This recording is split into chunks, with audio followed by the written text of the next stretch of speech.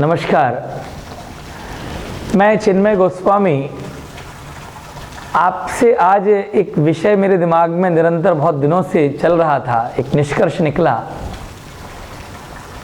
कि हमारी जो संस्कृति के तरफ जो हमारा आकर्षण है, जो हमारा भारतीयता के प्रति आकर्षण है, वो कम क्यों होता है। हमको अपने ऊपर गर्व क्यों नहीं होता है, हमें अपनी संस्कृति के बारे में जानने की इच्छा क्यों नहीं होती है, ये प्रश्न है। हमारे अंदर हीन भावना कैसे प्रवेश करती है। हम हीन भावना से कि हम छोटे हैं,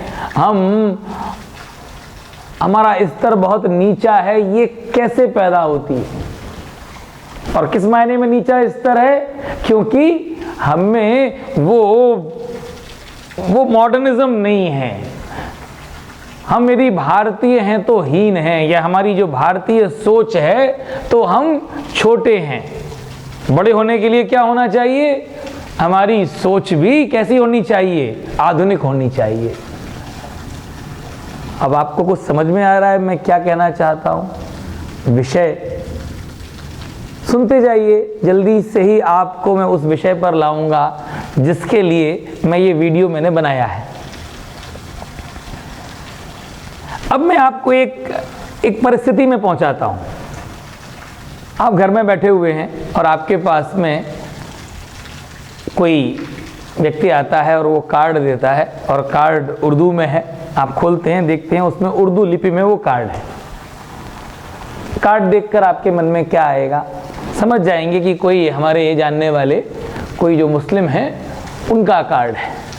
यदि वो कार्ड भेजने वाला भी नहीं आया, स्वयं नहीं आया और डाक से आ गया है, तो देखेंगे उसमें नाम किसका, कौन वधू पक्ष से है, कौन वर पक्ष से है।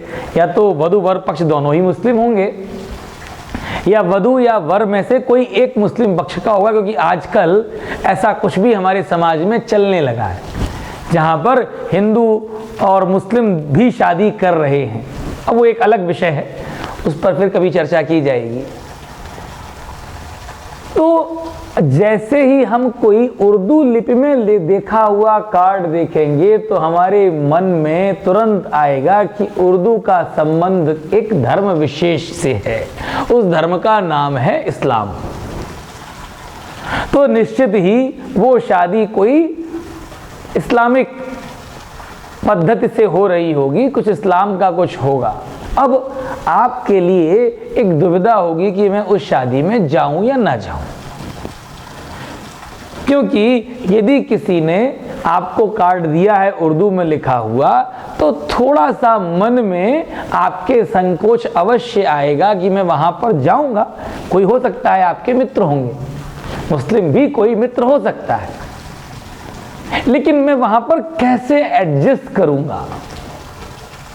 यदि आप वास्तव में सनातनी हिंदू हैं तो थोड़ा अटपटा जरूर लगेगा।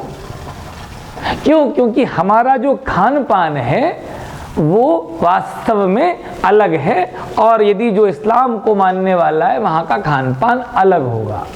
अब प्रश्न हो सकता है कि नहीं, अभी तो हिंदू भी, उनका खान पान भी वैसा ही कुछ है, वो भी मांसाहार लेते हैं, नॉन वेजिटेरियन है। ठीक है, मान लिया, लेकिन मैं आपको बताऊं, हमारे यहाँ ये जो शादी संबंध है, विवाह है, ये आज भी हमको वैदिक परंपराओं से कनेक्ट करता है। आपको एक घटना बताता हूँ। मैं दक्षिण भारत में मेरी शिक्षा हुई, मेरा एक मित्र था, वास्तव में वो यद्यपि तो उसका आहार मांसाहारी था, कभी कभी वो लोग मांसाहार लेते थे, सामान्य जैसे लोग होते हैं दक्षिण भारत में। तो लेकिन फिर भी उसने अपनी बहन की शादी में मुझे आमंत्रित किया था, तो मैंने पूछा कि आपके यहाँ मांसाहार तो नहीं है। तो उसने बताया कि नहीं, हम लोग मांसाहारी तो हैं, लेकिन शादी जैसे पवित्र त्योहार पर, ऐसे उत्सव पर हम लोग शुद्ध शाकाहारी भोजन ही रखते हैं।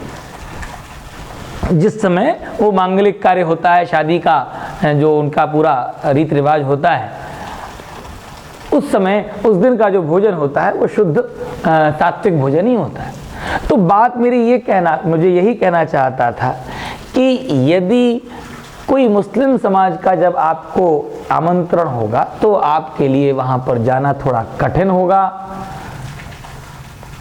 अब ये मैं क्यों बताना चाह रहा हूँ कि ये जो हमारे लिए एक मन में जो दुविधा है, क्या ये दुविधा उर्दू में ही आती है? क्या ये कोई उर्दू का जब लिखा हुआ कार्ड देगा उसी को हम अपने समाज से बाहर का मानेंगे और ये सोचेंगे कि मैं जाऊंगा कि नहीं जाऊंगा, वहां पर मेरे अपने लोग होंगे कि नहीं लोग होंगे, वहां पर कैसा उनका सिस्टम होगा? थोड़ा सोचते हैं ना आप। अब थोड़ी देर के लिए सोचिए कि आपके पास में जैसे ये विदेशी लिपि, विदेशी भाषा उर्दू बने अरबी सी उनकी लिपि है, उसका कार्ड देखने में आई। यदि ऐसे ही आपके पास कोई निमंत्रण पत्र आता है और उसमें वहां पर भी आपकी मूल भाषा जो हिंदी है या संस्कृत है वो नहीं होती है, सामान्य हिंदी भाषा नहीं होती है और वो भाषा अंग्रेजी होती है, तब आपके मन में क्या विचार आना चाहिए? एक तो ये है कि आप सहज स्वीकार लेंगे और वहां पर चले जाएंगे, क्योंकि आप देखेंगे कि भाई ये तो मेरे मिलने वाले हैं, अरे ये तो मेरे पड़ोसी हैं। एक बार पढ़ेंगे और जानेंगे कि अच्छा ओहो अमुक अमुक हैं, अमुक अमुक की बेटी की शादी है। थोड़ा बहुत तो पढ़कर समझ जाएंगे, कहीं ना कहीं वो नाम इतना आप पढ़ लेंगे। अब ये तो एक चीज हो गई कि आप पहले से उसको इग्नोर कर रहे हैं और उसके प्रति कोई आपका कोई दूसरा विचार नहीं है। अब मैं लॉजिकली आपको बताऊं कि इसमें कुछ और परिस्थिति भी हो सकती है। कोई ऐसा व्यक्ति भी आपको निमंत्रित कर सकता है जिसको इंग्लिश में कार्ड छपवाना पड़ा है। उसकी मजबूरी क्या है, क्यों इंग्लिश में छपवाना पड़ा है? हो सकता है कि वो व्यक्ति NRI हो सकता है कि वो व्यक्ति नॉन रेजिडेंट इंडियन है और उसके सभी पूरा जो समाज है वो हिंदी पढ़ ही ना पाता हो। क्योंकि बात यहां पर हिंदी और इंग्लिश की क्यों की जा रही है कि English can be official language. Obvious, हमें कोई इंग्लिश के प्रति हमारा पूर्वाग्रह नहीं है। इंग्लिश का we must use English in our most of the official work, कोई उसमें दिक्कत नहीं है।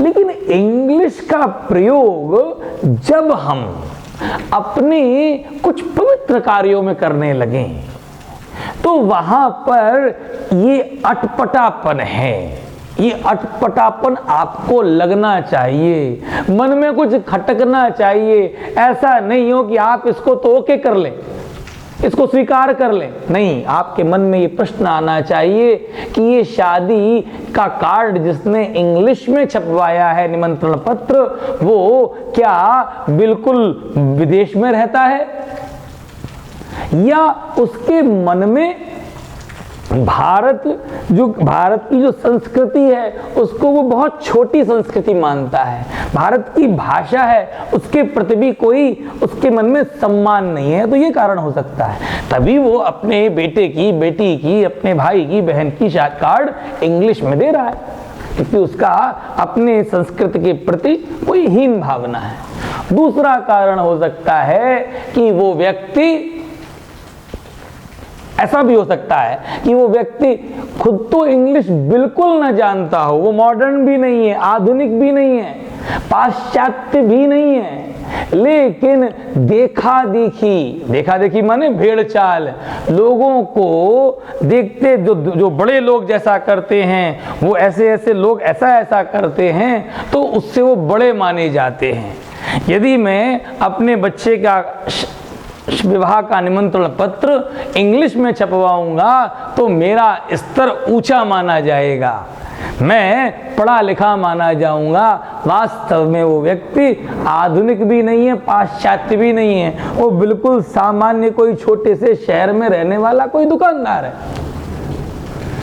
तो मित्रों, अब यहाँ पर जिस बात को मैं आपसे निवेदन करना चाहता हूँ कि हमको इस समाज में इस घटना को रोकना है, यदि हम इस पर ध्यान नहीं देते हैं, यदि हम इसको सामान्य घटना मान लेते हैं, इसमें हमें कुछ अटपटा नहीं लगता है, तो क्या होगा, धीरे धीरे जिस तरह से वो कार्ड का अंग्रेजीकरण हुआ, हमारे संस्कारों का, हमारी संस्कृति का, हमारी सोच का, हमारी मूल भावना का भी परिवर्तन होने लगेगा। क्योंकि भाषांतरण ही धर्मांतरण है।